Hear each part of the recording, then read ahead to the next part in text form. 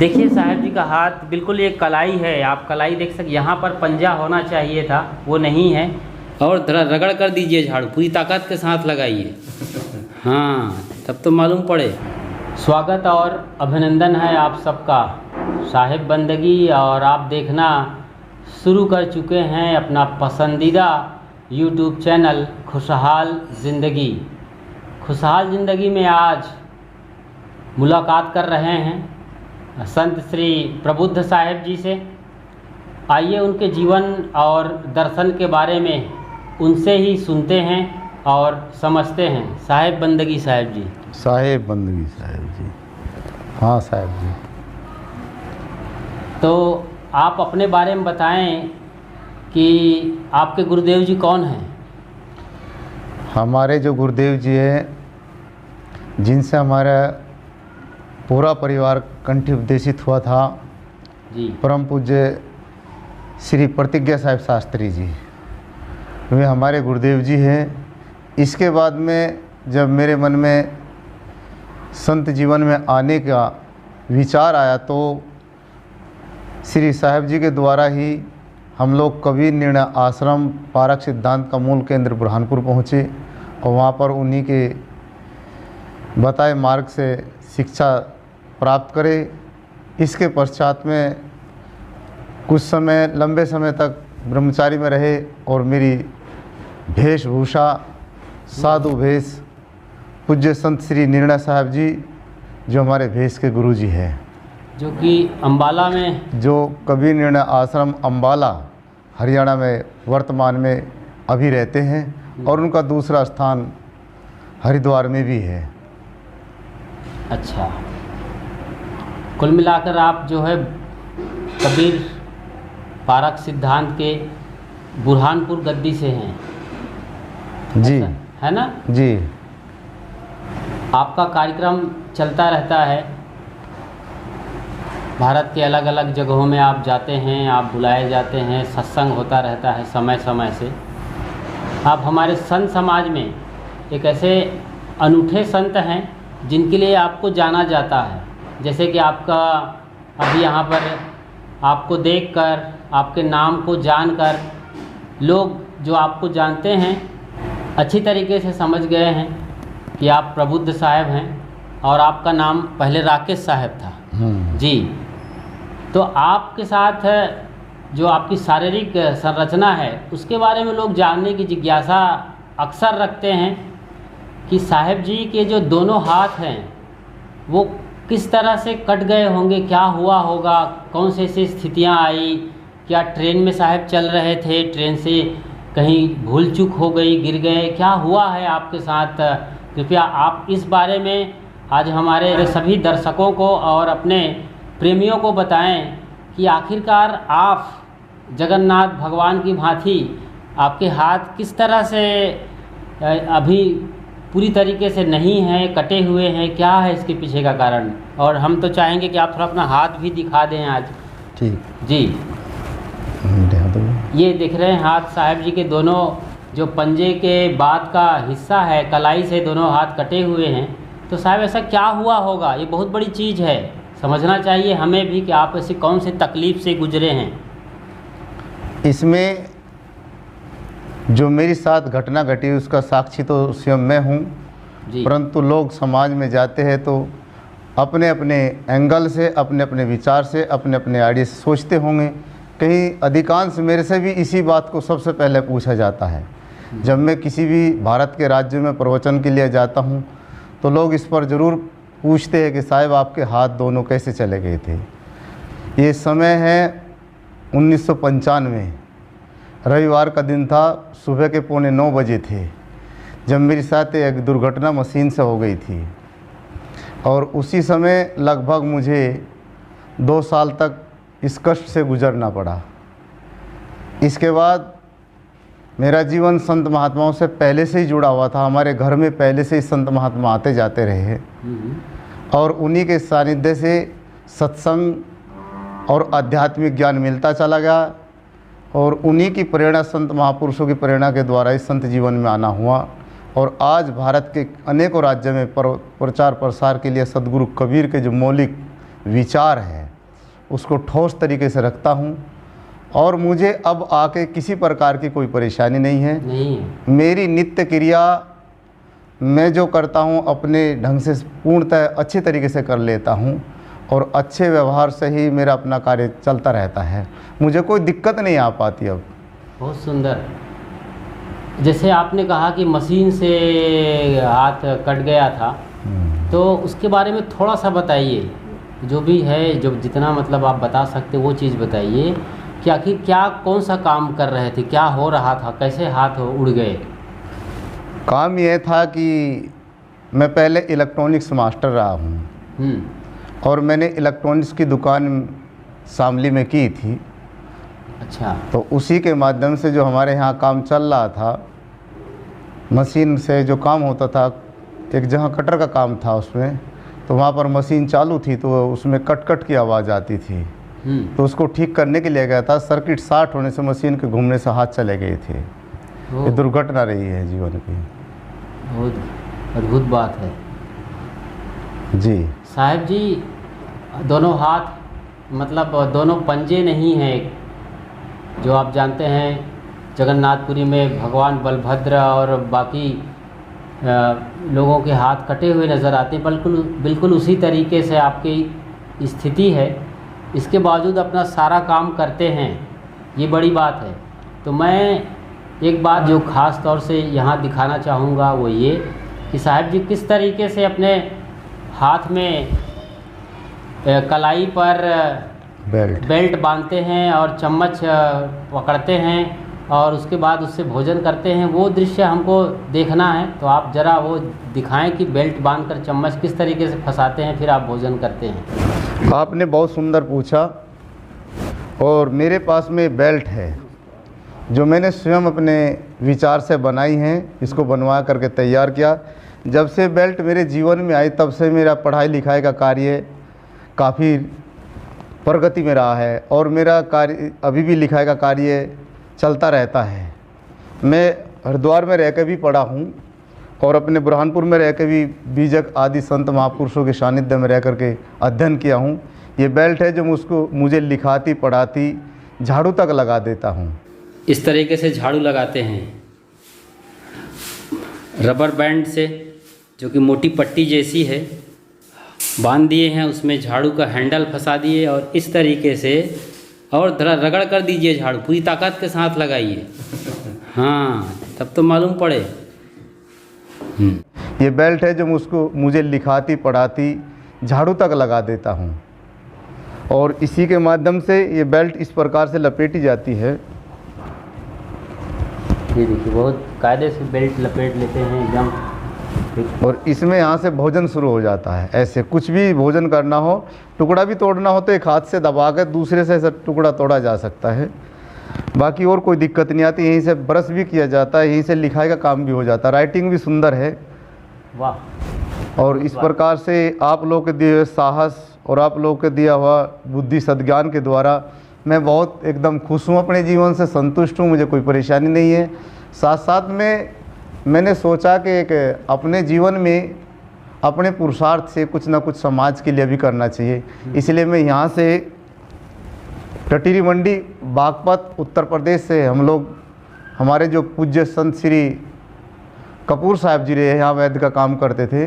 मैं पिछले लगभग 1 साल से इन्हीं के साथ में रह रहा हूँ। हमारे पूज्य संत श्री श्रवण साहब जी, श्री भूषण साहब जी जो वर्तमान में वैद्य जी है, इन्हीं के साथ में रह करके अभी यहाँ से लगभग 8 किलोमीटर की दूरी पर संत कबीर प्रबुद्ध पारक आश्रम का निर्माण करने जा रहा हूँ। और उसमें भी ये चाहता हूँ कि सदगुरु कबीर साहब के मौलिक विचार और उनकी साधना समाज तक पहुँचे, यही मेरे जीवन का लक्ष्य है और अपना भी कल्याण रहे। आपकी जो शारीरिक स्थिति है उसको देखते हुए तो जहाँ तक मैं समझता हूँ आप इसी आश्रम में बाकायदा जुड़ के रहते हैं, संतों के साथ रहते, आपका भी काम होता रहता, क्योंकि आप वहाँ फ़िलहाल अकेले रहेंगे, फिर सारी चीज़ें आएंगी और आपके हाथ की वजह से बहुत दिक्कत भी होगी। नहीं, वो तो आपकी बात सही है साहब, लेकिन बात यह है कि सदगुरु कबीर की संरचना है। साहब कहते कई कबीर ते बाछे जाके हृदय विवेक। सदगुरु कबीर साहब की ऐसी एक रचना है जिससे आदमी में आत्मविश्वास, आत्मसंयम और आदमी में एक पुरुषार्थ करने की शक्ति मिलती है। मैं इन लोगों से जुड़ूँगा और जुड़ा हूँ और जुड़ा रहूँगा। इन लोगों की मेरे पे अपार कृपा है, अपार दृष्टि है इनकी। और अपना भी मुझे आत्मविश्वास है कि मैं वहाँ पर कुछ ना कुछ संस्था में किसी न किसी को सहयोग लेके या नया कुछ अपने इस प्रकार से जीवन में, साधु जीवन में, नए जनरेशन में से किसी न किसी बच्चे को ला करके वहाँ का भी प्रोग्राम चलाते रहेंगे। मुझे ऐसा विश्वास है कि मैं इस काम को कर जाऊँगा, क्योंकि अब तक जो भी कर रहा मैं आत्मविश्वास के बल पर ही कर रहा। अन्यथा यदि मेरे सर्टिफिकेट आप साहब जी देखेंगे तो 100% विकलांग हैं। अच्छा। तो 100% का अर्थ होता है डिमीज। हाँ। लेकिन फिर भी सदगुरु कबीर और संत महापुरुषों की दया से जीवन में कोई परेशानी नहीं है। अच्छी प्रकार से आप लोगों की दया से चल रहा। वह संस्था भी इन्हीं लोगों के माध्यम से चलेगी, महापुरुषों की दया से चलेगी, आप सब लोगों के आशीर्वाद से चलती रहेगी। बिल्कुल बिल्कुल, सबका सहयोग मिलता रहेगा। संत आते रहेंगे, भक्तजन आते रहेंगे, और आश्रम अभी जो कि ज़मीन पर दिख नहीं रहा है, एक दिन निर्माण शुरू होने वाला है और सब कुछ दिखेगा और आगे विस्तार लेता हुआ प्रगति और गति करता रहेगा। एक और बात बताइए कि जैसे वो घटना हुई आपके साथ, दोनों हाथ कट गए, तो आपके मन में तुरंत क्या विचार आया? क्योंकि ये बहुत बड़ी चीज़ है। यहाँ तो एक मच्छर भी काटता है तो आदमी तिल मिला जाता है, यहाँ तो आपके दोनों हाथ कट गए। तो आखिर आपके अंदर कौन सी बात आई, क्या लगा, कैसा महसूस किए? जिस समय मेरे दोनों हाथ कटे, मैंने अपने सामने कटते हुए देखे हैं, उस समय मुझे ऐसा महसूस हो रहा था कि शायद जीवन नहीं बचेगा, क्योंकि मैंने अपने शरीर को खून का धार बह रहा, खून की धार तो पूरे खून में स्नान कर चुके थे। दोनों हाथों से खून निकल ही रहा था, दोनों हाथ एकदम तुरंत कटे हैं और क्षतिग्रस्त पूरा शरीर रहा, चोट पूरे शरीर में लगी थी। परंतु उस समय ऐसा लग रहा था कि शायद बचना मुश्किल है। एक साहस था, एक हिम्मत थी, बस एक ही बात कह रहा था, आप लोग मुझे डॉक्टर के ले चलो, जान बच सकती है। परंतु उसके बाद जो घटना हुई है, और जब मुझे थोड़ा पश्चाताप होने लगा कि ये क्या हुआ, क्योंकि एक हाथ मेरे सामने का, दूसरा जब उसको जाने लगा तब मुझे थोड़ा दुख हुआ था। लेकिन मैंने अपना साहस, धैर्य नहीं तोड़ा है। तो एक हाथ तो कट गया, तो दूसरा हाथ क्यों आप उसमें दूसरा हाथ डाला नहीं, अचानक दूसरा भी उसकी चपेट में आया है। अच्छा। आदमी बचने का हर संभव प्रयास करता है, परंतु हमारे महापुरुष लोग बताते हैं कि अपने किए हुए कर्म का फल या प्रारब्ध कहिए उसको, वो सामने आ जाता। उस समय आदमी के संस्कार वैसा ही होता है। बचने के बहुत प्रयास किया लेकिन नहीं बच पाए। तो इसी कारणवश हमारा जीवन, उसमें थोड़ी परेशानी आई। फिर बाद में साहस बहुत रखा, साहस में हिम्मत से काम करता चला गया और आज सफलता मिली रही। आपके पास बैठा हुआ हूँ, कोई परेशानी नहीं है, अच्छा मस्त जीवन है। क्योंकि आप एक साधु हैं और साधु का जीवन अक्सर यात्रामय होता है, तो ट्रेन से, बसेस से या और बाकी 4 व्हीलर्स से लंबी लंबी यात्रा करना है, तो क्या दिक्कत होती है इसको यात्रा में आपको? यात्रा ट्रेन में चढ़ना एक बड़ी चीज़ होती है। यात्रा में दिक्कत नहीं होती। अभी लगभग मेरी अवस्था 47-48 के लगभग आ रही है, परंतु शरीर स्वस्थ है, शरीर में कोई किसी प्रकार का रोग नहीं है और शरीर के ऊपर मैं विशेष ध्यान देता हूँ। चढ़ने में, उतरने में, कोई काम करने में मुझे कोई परेशानी नहीं आती, कोई अड़चन नहीं आती, क्योंकि काम सामने आते ही पहले दिमाग में आ जाता किस ढंग से करना है। तो रेलवे हो, बस हो, चाहे इसमें कोई टेम्पू, रिक्शा आदि का जाना हो, दूर दराज कितना भी जाना हो, इतनी परेशानी नहीं आती। लेकिन इतनी बात है कि दोनों हाथ नहीं, परेशानी तो है, परंतु उसका समाधान ले लेता है, निर्णय हो जाता है और कोई बिना ज़्यादा परेशानी भी नहीं हो पाती है। तो क्या दोनों हाथ नहीं होने का क्या ऐसा लगता है कि बड़ा दुखमय जीवन है, या गम उसका जब याद करते हैं या हाथ वालों को देखते हैं तो क्या तकलीफ़ होती है आपको? तकलीफ़ मुझे कुछ नहीं होती है। असलियत से ही पूछे तो मैं सोचता हूँ कि जितना काम अपने जीवन कल्याण के लिए, समाज के हितार्थ के लिए आदमी को करना चाहिए, वो हाथ वाला हो चाहे बिना हाथ वाला हो, क्योंकि ये बाह्य इंद्रियों की आवश्यकता आदमी को तब पड़ती है जब कोई वर्क करते हैं, परंतु इसको वर्क देने के लिए बुद्धि निर्मल और पवित्र होना जरूरी है। तो इसलिए मेरा मानना है कि किसी को मैं देख कर उदास चित्त मेरा कभी नहीं होता है। मैं सोचता हूँ कि मैं काम कर लूँगा, तो उस काम को मैं अपने संभवतः जहाँ तक होता कर ही लेता हूँ। इसलिए कोई दिक्कत नहीं हाथ वालों को देख कर भी अच्छे है। और मैं चाहता हूँ, मेरा निवेदन है हाथ वालों से, पैर वालों, शरीर स्वस्थ वालों से भी, कि अपना भी समाज में कल्याण की भावना रखे और दूसरे की सेवा सहायता हमेशा करे, ताकि समाज के में एक अच्छा स्वस्थ समाज हमारा बन सके। तो आप एक साधु हैं और सत्संग के सिलसिले में कार्यक्रमों में जाते रहते हैं और समाज को दशा और दिशा देते हैं। कबीर पारक सिद्धांत के अच्छे जानकार हैं आप। तो अभी जो युवा लोग हैं, भक्तों के यहाँ जो युवा पीढ़ी है कबीर पंथ में, उनके लिए कुछ खास कहिए आप, 2-4 बातें। जो हमारा जो युवा पीढ़ी है ठीक से नहीं समझ पा रहा है, उसके कुछ कारण हैं, क्योंकि बिना कारण के कोई कार्य नहीं होता है, प्रकृति का शाश्वत नियम है। युवा लोग अपने तरीके से चलना चाहते हैं और आज का जो परिवेश आ गया है समाज में, वह भोगवादिता अधिक बढ़ गई है। इसलिए आज समाज में प्रत्येक व्यक्ति अपने शरीर और शरीर के भोगों तक ही सोच करके चिंतन मनन करके रह जाता है। उन्हें वास्तविक जीवन क्या है, जीवन की परिभाषा क्या होनी चाहिए, इससे वो वंचित रहता है। इसलिए वह संत महात्माओं तक ठीक प्रकार से नहीं पहुंच पाता है। यदि संतों तक ये समाज जाए, युवा समाज, तो युवा समाज की स्थिति जो आज हम दयनीय स्थिति जो बनी हुई है, क्योंकि आज ठीक से शिक्षा भी नहीं है, आज ठीक से संस्कार भी नहीं है। शिक्षा और संस्कार हमें संत महात्माओं के द्वारा होना चाहिए। शिक्षा कोई भी मिले, कहीं से मिले, कोई भी इस विद्यालय से मिले, शिक्षा का अपना बहुत बड़ा महत्व होता है, परंतु उससे भी अधिक महत्व है संस्कारों का। तो ये हमारा जो युवा समाज है, ये संस्कारों से वंचित है। इसलिए संत महात्मा और सत्संग में नहीं जा पाने के कारण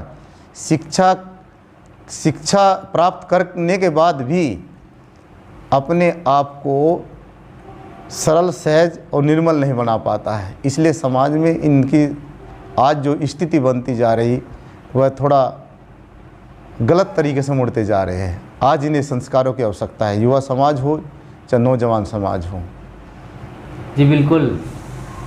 तो अभी हम मिल रहे हैं संत श्री प्रबुद्ध साहब से, जो कि शरीर से विकलांग होने के बावजूद अपना साहस नहीं छोड़ा, बल्कि और उनकी हिम्मत बढ़ गई। सदगुरु कबीर साहब ने भी बीजक में कहा है कि पंगा मेरु सुमेरु उल्लंघय त्रिभुवन मुक्ता डोलाय। ये आप पर बिल्कुल फिट बैठती है कि हम जो भी घटना हो या प्राकृतिक रूप से पैदाइशी कुछ बात हो, जो विकलांग होते हैं, जिन्हें आजकल दिव्यांग कहा जाता है, तो उनकी जो शक्तियां हैं वो अन्य इंद्रियों में फैल जाती हैं और सक्रिय रूप से शरीर का संचालन करती हैं। ये सदा से हुआ है। इसलिए एक बार अपना हाथ जरूर दिखाएं साहब जी। देखिए साहब जी का हाथ बिल्कुल ये कलाई है, आप कलाई देख सकते। यहाँ पर पंजा होना चाहिए था, वो नहीं है, और कलाई भी थोड़ी सी कटी हुई है। ये देखिए, लंबाई की बात करें तो थोड़ा सा, हाँ बिल्कुल कलाई के आसपास की स्थिति है। यहाँ पर ये पंजा होना चाहिए था, वो नहीं है। तो बगैर मतलब हाथ के सबका वो खुद साथ निभा रहे हैं। और प्रेरणा लेनी चाहिए उन लोगों को जिनके हाथ पैर मजबूत हैं, आँख कान दुरुस्त हैं, मगर सोच समझ अच्छी नहीं है और बिल्कुल बेबस और लाचार हैं, और आदमी का जन्म लेकर भी पशुवत जीवन जी रहे हैं। उन लोगों को आप साहब से प्रेरणा लेनी चाहिए कि आप प्रेरित हों कि साहब जी के हाथ ना होने के बावजूद ये बहुत बड़ा काम कर रहे हैं, अपना सारा व्यवहार निपटा लेते हैं। मैंने देखा है यहाँ पर कई वजनदार चीज़ों को भी वो बहुत कायदे से दोनों कलाइयों में कस कर पकड़ते हैं और उठा कर के एक जगह से दूसरी जगह पर रख देते हैं। तो बहुत सेवा भी करते हैं और अपना तो काम करते हैं, समाज का, आश्रम का, लोगों के लिए भी सेवा का काम कर रहे हैं अपने सुंदर सत्संग प्रवचन के जरिए भी। तो ये बहुत बड़ी बात है।